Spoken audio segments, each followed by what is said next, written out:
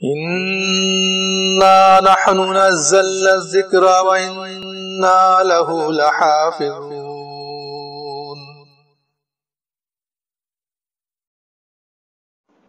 أعوذ بالله من الشيطان الرجيم. بسم الله الرحمن الرحيم. قال الله تعالى في القرآن المجيد والفرقان الحميد وإنك لعلى خلق عظيم. وقال الله تعالى في مقام آخر لقد كان لكم في رسول الله أسوة حسنة. دینی ملی بھائیوں، اور اگر میری آواز پہنچ رہی ہے تو گھروں میں سننے والی ماں اور بہنوں، سب سے پہلے ہم اللہ رب العالمین کی تعریف و توصیف بیان کرتے ہیں کہ جس نے ہمیں عدم سے وجود بخشا اور ایک جیتا جاگتا انسان بنایا. وہ ذات جو ارحم الراحمین ہے، وہ ذات جو رب العالمین ہے، وہ اللہ کہ جو ان آسمانوں کا، ان زمینوں کا مالک ہے، وہ ذات جس نے بے شمار مخلوقات کو پیدا کیا. ہم اس کی کما حق و تعریف و توصیف بیان نہیں کر سکتے. درود و سلام نازل ہوں تمام نبیوں پر، تمام رسولوں پر، تمام اولیاء پر، تمام صالحین پر، اور بالخصوص امام کائنات سرور کونین تاجدار مدینہ رحمت للعالمین جناب محمد رسول اللہ صلی اللہ علیہ وسلم پر اللہم صلی علیہ وبارک وسلم. پچھلے جمعے میں ہمارا موضوع یہ تھا کہ نبی کریم صلی اللہ علیہ وسلم سے ماں باپ سے زیادہ محبت کیوں کی جائے، اور ساتھ ہی اس کی 4 وجوہات کو بیان کیا گیا تھا، یعنی 4 اسباب، 4 ریزنز جس کی بنا پر ہم یہ کہہ سکتے ہیں کہ ہمیں نبی کریم صلی اللہ علیہ وسلم سے اپنے ماں باپ سے بڑھ کر محبت کرنی ہے. پہلا سبب یہ بیان کیا گیا تھا کہ کیونکہ اللہ نے ہمیں حکم دیا ہے تو ہمارے لیے صرف یہ حکم ہی کافی ہے، ضروری نہیں کہ ہم ہر چیز کی وجہ جانیں تبھی اس حکم کی تعمیل کریں. دوسرا سبب یہ بتایا گیا تھا کہ نبی کریم صلی اللہ علیہ وسلم سے ماں باپ سے بڑھ کر محبت کرنا یہ ہمارے ایمان کا حصہ ہے، اور بغیر اس کے کوئی مومن پکا ایمان والا نہیں ہو سکتا، کوئی مسلمان ایمان کے اعلیٰ مقام پر نہیں پہنچ سکتا. تیسری وجہ یہ بتائی گئی تھی کہ نبی کریم صلی اللہ علیہ وسلم چونکہ ہمارے رہنما ہیں، ماں باپ نے بھی ہماری رہنمائی کی ہے، لیکن نبی کریم صلی اللہ علیہ وسلم نے ہماری اس دنیا سے لے کر جنت تک رہنمائی کی ہے. ہمیں جو راستہ دکھایا ہے وہ راستہ یہاں سے اللہ تک ہمیں پہنچانے والا ہے، اس لیے بھی ہمیں ماں باپ سے بڑھ کر آپ صلی اللہ علیہ وسلم سے محبت کرنی ہے. اور چوتھی وجہ یہ بتائی گئی تھی کہ نبی کریم صلی اللہ علیہ وسلم ہمارے روح کی مربی ہے. ماں باپ نے ہماری پرورش کی ہے، وہ ہمارے جسم کی پرورش کی ہے، لیکن نبی کریم صلی اللہ علیہ وسلم نے ہماری روح کی پرورش کی ہے. اس لیے بھی، اور روح یہ زیادہ اہم ہوتی ہے جسم سے، اس لیے بھی ہمیں نبی کریم صلی اللہ علیہ وسلم سے ماں باپ سے زیادہ محبت کرنی ہے. یہ 4 وجوہات آپ کے سامنے پچھلے جمعے میں بیان کی گئی تھی. اب آئیے ہم مزید وجوہات کو جانتے ہیں کہ جن کی بنا پر ہم یہ کہہ سکتے ہیں کہ نبی کریم صلی اللہ علیہ وسلم سے ہمیں ماں باپ سے بڑھ کر محبت کرنی ہے. تو اس کی 5ویں وجہ یہ ہے کہ نبی کریم صلی اللہ علیہ وسلم اس دنیا میں اگر ہماری سب سے زیادہ کسی کو فکر ہے، اگر آپ کسی سے سوال کریں کہ اس دنیا میں ہماری فکر سب سے زیادہ کون کرتا ہے، کون ہے جو ہمارے غم میں، ہماری فکر میں ہر وقت گھلا جاتا ہے، اس کو ہر وقت ہماری فکر لاحق رہتی ہے، تو اکثر و بیشتر لوگ کیا جواب دیں گے؟ ہمارے ماں باپ. اکثر و بیشتر کا جواب یہ ہوگا کہ ہمارے ماں باپ وہ ہستی ہے جو دنیا میں سب سے زیادہ اپنے بچوں کی فکر کرتے ہیں، ہماری فکر کرتے ہیں، اور اسی لیے ہمارے فکر میں گھلے جاتے ہیں. لیکن یاد رکھیں، یقیناً ماں باپ کو ہماری بہت فکر ہے، اس کا انکار نہیں ہے. ماں باپ کو ہماری بہت فکر ہے. دنیا میں سب سے زیادہ کسی کو فکر اگر ہماری ہے تو ہمارے ماں باپ کو ہے. لیکن یاد رکھیں، اس سے بھی زیادہ فکر نبی کریم صلی اللہ علیہ وسلم کو ہماری تھی.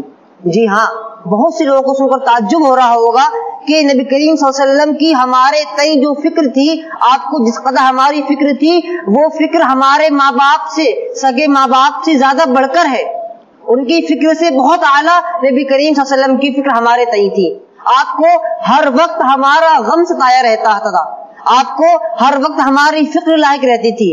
یہی وجہ ہے کہ نبی کریم صلی اللہ علیہ وسلم راتوں میں اٹھ اٹھ کر ہمارے لیے دعائیں کیا کرتے تھے.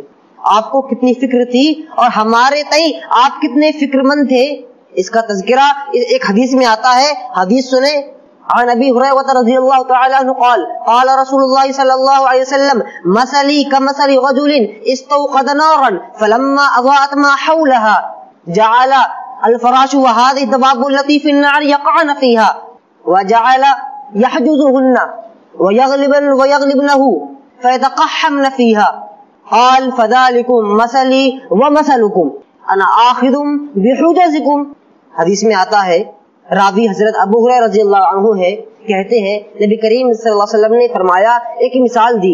آپ نے کہا مثلی کا مثل رجل، میری مثال اس شخص کی سی ہے، میری مثال اس شخص کی جیسی ہے، استوقد نارا، کہ جس نے ایک آگ جلائی، جس نے آگ جلائی، فلما اضاءت ما حولها، جب آگ جل گئی اور روشنی ہو گئی، جعل الفراش وهذه الدواب التي في النار يقعن فيها، تو روشنی ہو جانے کے بعد جو آگ کے ارد گرد جو پرندے رہتے ہیں، جو کیڑے مکوڑے رہتے ہیں، وہ اس آگ میں گرنے لگے، اس آگ میں گرنے لگے، اس میں مرنے لگے. آگے فرمایا فجعل يحجزهن، وہ شخص ان پرندوں کو روکنے لگا، ان کو منع کرنے لگا کہ تم آگ کے پاس مت جاؤ، آگ میں مت گرو، تم مر جاؤ گے، تم ختم ہو جاؤ گے. وہ شخص ان پرندوں کو، ان کیڑے مکوڑوں کو روکنے لگا. وَيَغْلِبْنَهُ، لیکن وہ نہیں مانے. فَيَتَقَحَّمْنَ فِيهَا، اور بار بار اسی میں جا کر گر رہے ہیں، مر رہے ہیں، لیکن مان نہیں رہے اس شخص کی بات. آپ نے فرمایا فَذَلِكُمْ مَثَلِي وَمَثَلُكُمْ، کہ یہی میری اور تم لوگوں کی مثال ہے، یعنی میری اور امت محمدیہ کی مثال ہے.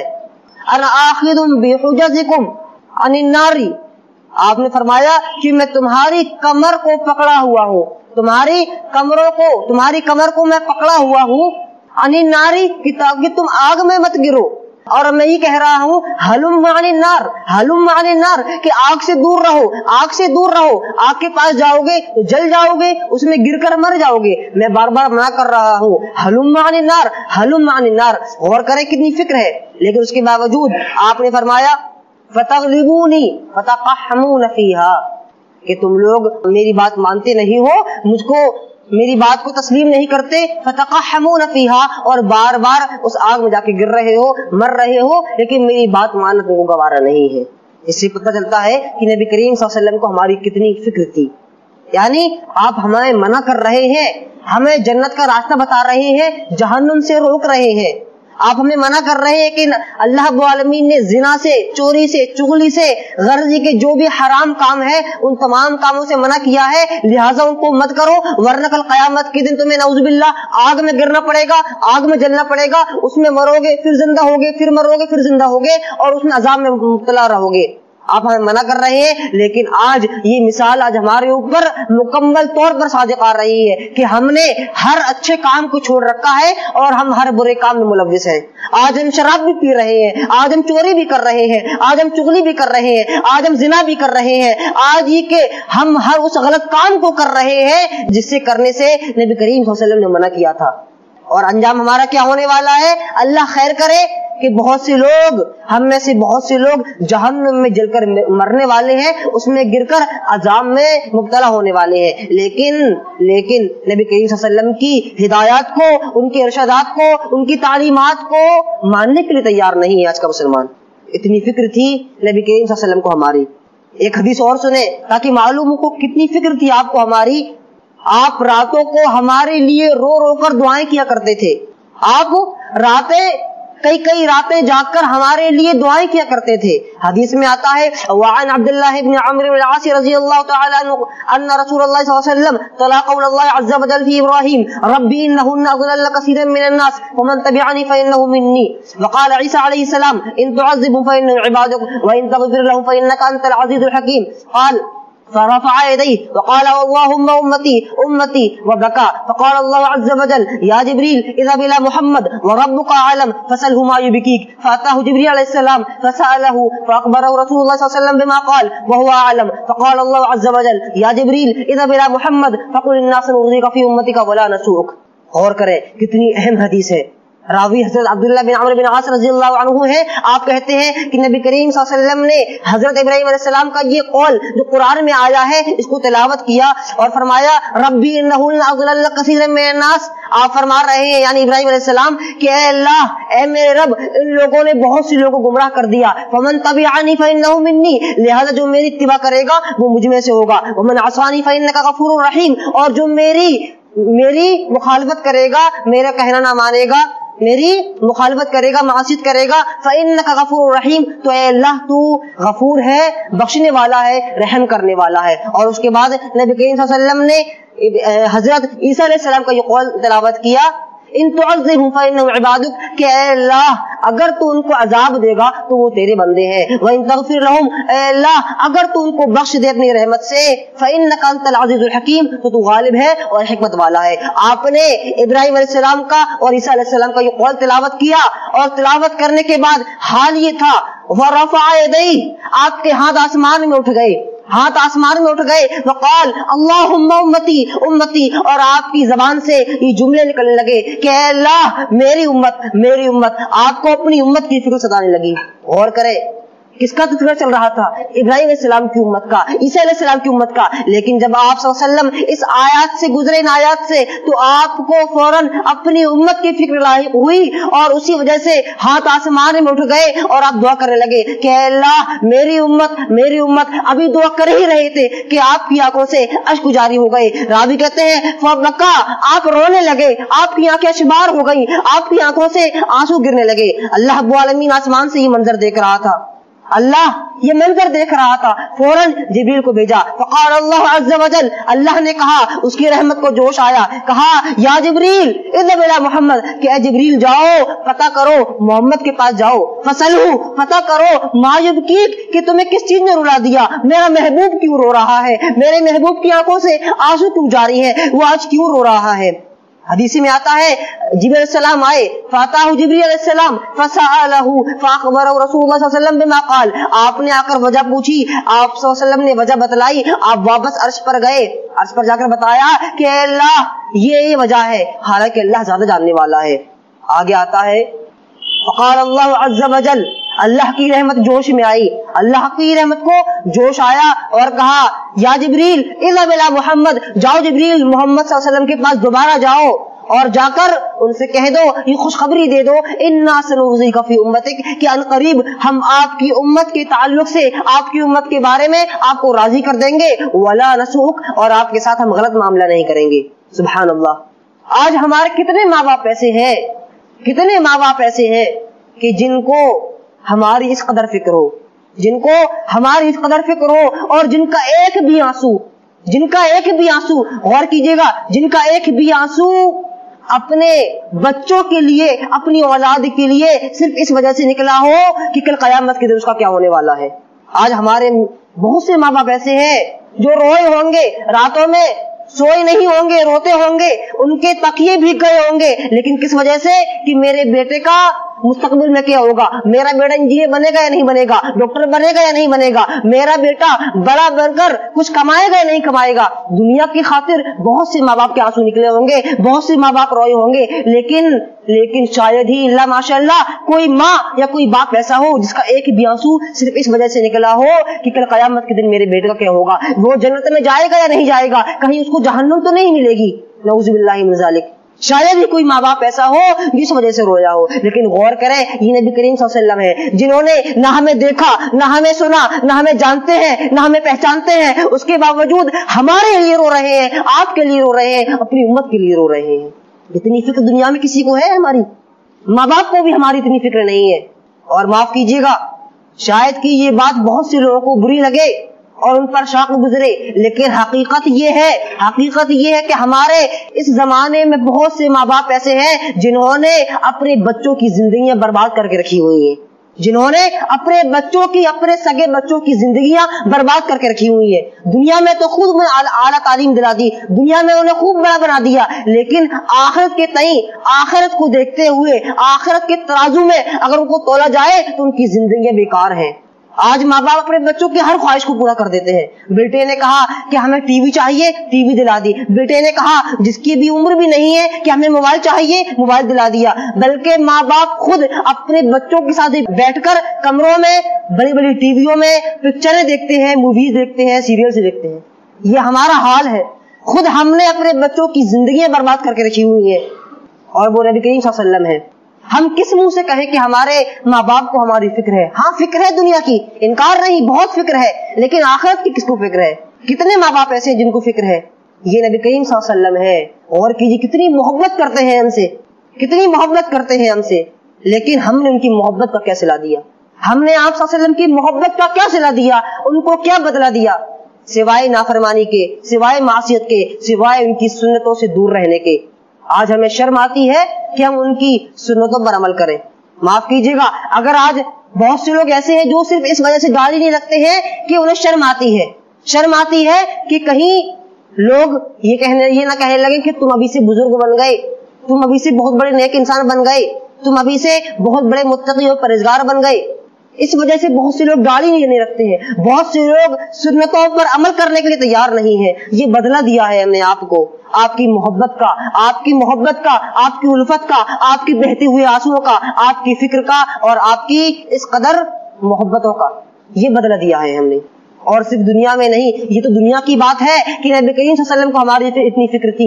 आखिरत में भी कि जब बाप के बारे में आया है, बाप का क्या हाल होगा? अल्लाह ताला ने फरमाया, यौम यफिरुल मर्उ मिन अखी व उम्मिही व अबीही व साहिबतिही व बनी, कि जिस दिन आदमी अपने भाई से दूर भागेगा, व उम्मिही, अपनी माँ से दूर भागेगा, और आगे फरमाया व साहिबतिही व बनी, अपनी बीवी से दूर भागेगा और अपने बेटे से दूर भागेगा। ये कयामत के दिन बाप का हाल होगा कि दुनिया में तो हमारी आखिरत की फिक्र नहीं है, साथ में कयामत के दिन खुद हमसे दूर भागेगा। और माँ की क्या फिक्र होगी, माँ की क्या हालत होगी? अल्लाह ताला ने फरमाया, यौम तरौनहा तज़हलु कुल्लु मुर्दिअतिन अम्मा अर्दअत व तज़अ कुल्लु ज़ाति हम्लिन हम्लहा व तरा अन्नास सुकारा व मा हुम बिसुकारा वलाकिन अज़ाबल्लाहि शदीद, कि जिस दिन तुम देखोगे कि दूध पिलाने वाली माँ अपने दूध पिलाते हुए बच्चों को छोड़ देगी और हमल वाली अपने हमल को जन देगी, और तुम देखोगे वो तरन्ना से सुकारा कि तो लोग नशे में है, वो नशे की हालत में है, वो माहूम भी सुकारा, लेकिन याद रखना वो नशे में नहीं, वलाकिन अज़ाबल्लाहि शदीद, लेकिन अल्लाह का अज़ाब इतना सख्त है कि वो नशे में मालूम हो रहे हैं।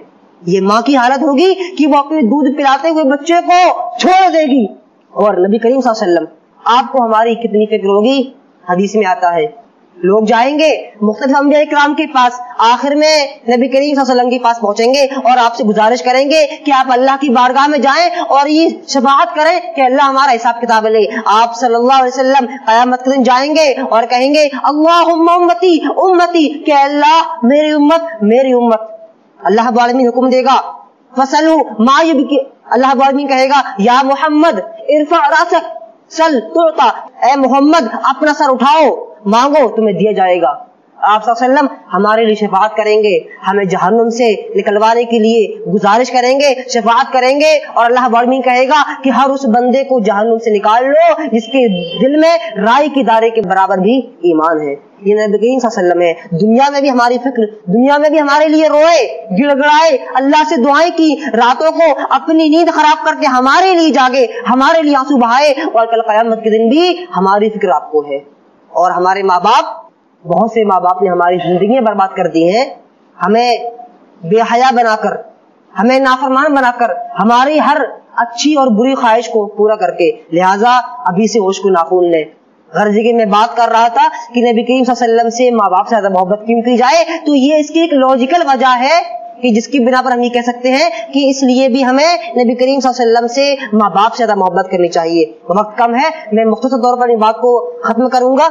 एक छठी वजह नबी करीम सल्लल्लाहु अलैहि वसल्लम से हमें माँ बाप से ज्यादा मोहब्बत क्यों करनी चाहिए, इसकी एक छठी वजह ये है, अल्लामा इब्न क़य्यिम ने अपनी किताब में 3 वजूहात बयान की हैं, 3 वजूहात कि जिनकी बिना पर इंसान एक दूसरे से मोहब्बत करता है। पहली वजह आपने बयान की जमाल, यानी अगर कोई शख्स बहुत ज्यादा खूबसूरत हो, बहुत ज्यादा खूबसूरत हो तो उससे इंसान फितरी तौर पर मोहब्बत करता है।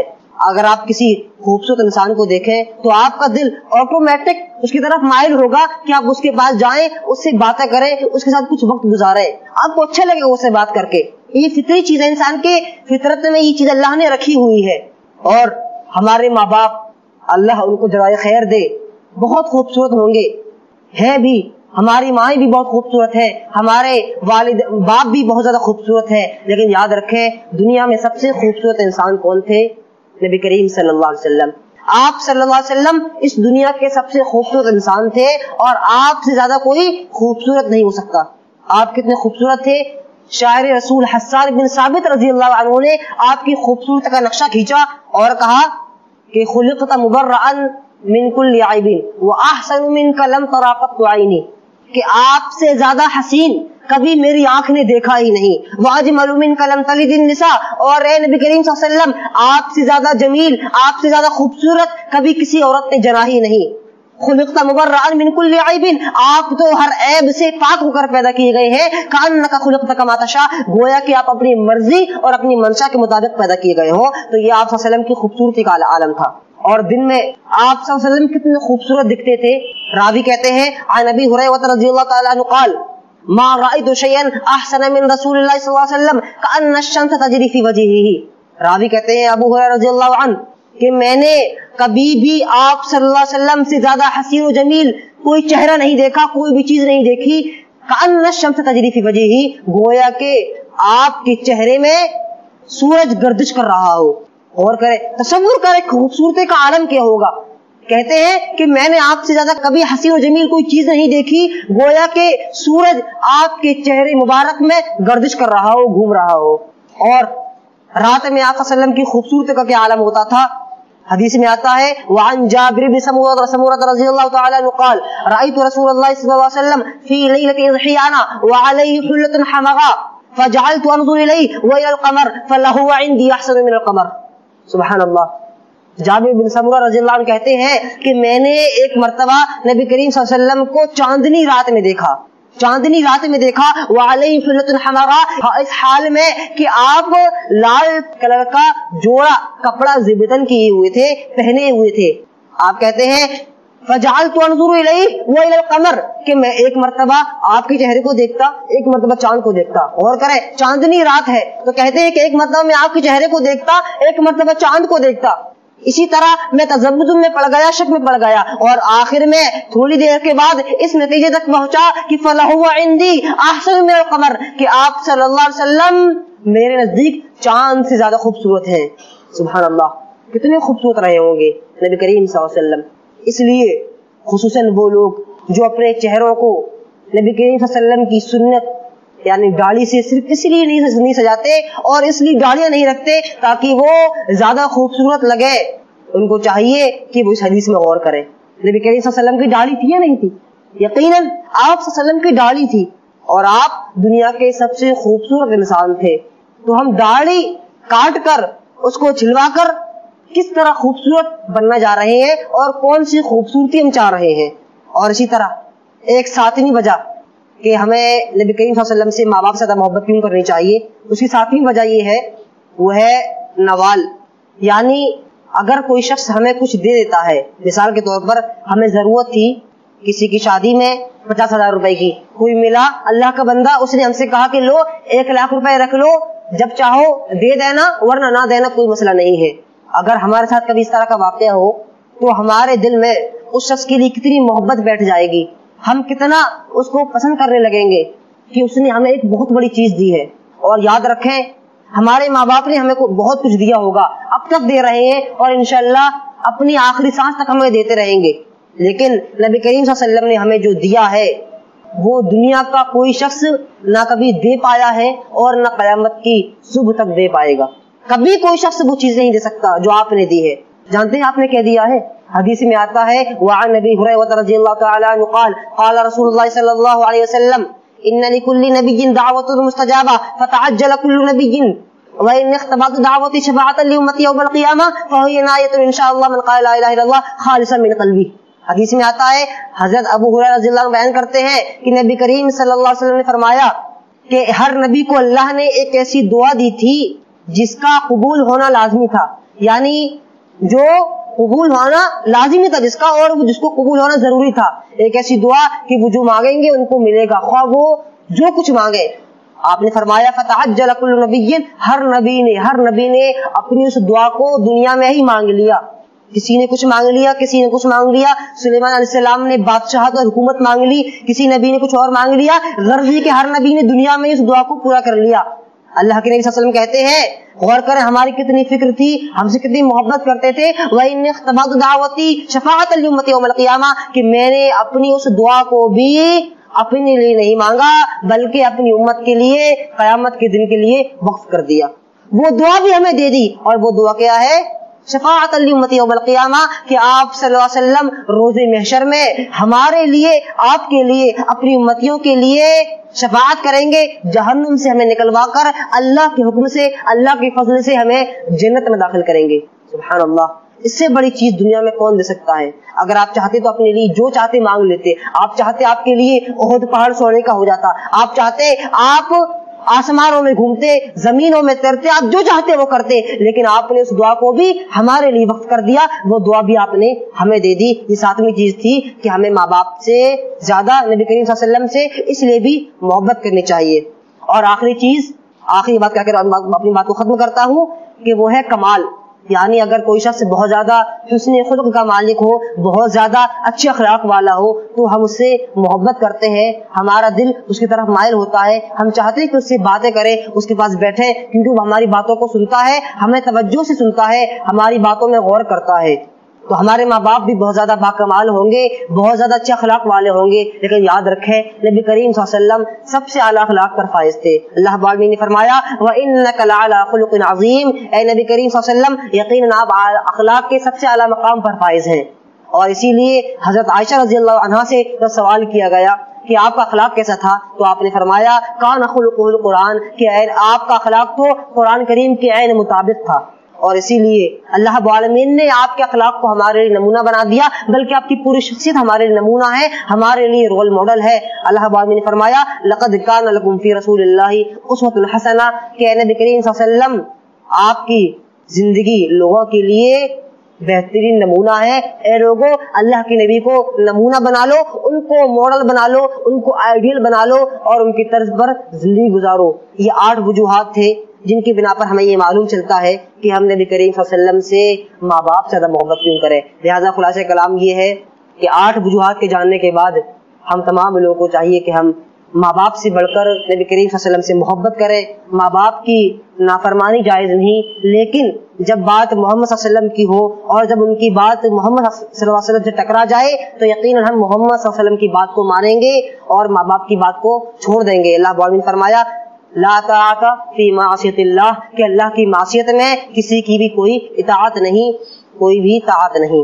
اللہ رب العالمین دعا ہے کہ اللہ رب العالمین ہم تمام لوگوں کو ماں باپ سے بڑھ کر نبی کریم صلی اللہ علیہ وسلم سے محبت کرنے کی توفیق عطا فرما. اللہ رب العالمین ہم تمام لوگوں کو نبی کریم صلی اللہ علیہ وسلم سے دنیا کی ہر چیز سے بڑھ کر محبت کرنے کی توفیق عطا فرما. اللہ رب العالمین ہم تمام لوگوں کو نبی صلی اللہ علیہ وسلم کی محبتوں کا بہتر صلہ دینے کی توفیق عطا فرما. اللہ رب العالمین ہم تمام لوگوں کو نبی کریم صلی اللہ علیہ وسلم کے نقش قدم پر چلنے کی توفیق عطا فرما. اللہ رب العالمین ہم تمام لوگوں کو آپ کی اتباع کرنے کی توفیق عطا فرما. اللہ رب العالمین ہم تمام لوگوں کو نبی کریم صلی اللہ علیہ وسلم کی زندگی پر عمل کرنے کی توفیق عطا فرما. اللہ رب العالمین ہم تمام لوگوں کو جب تک زندہ رکھے، اسلام پر زندہ رکھے، اور خاتمہ ہو تو خاتمہ بالخیر ہو، اور یہی دعا ہو اشہد ان لا الہ الا اللہ واشہد ان محمدا عبدہ ورسولہ.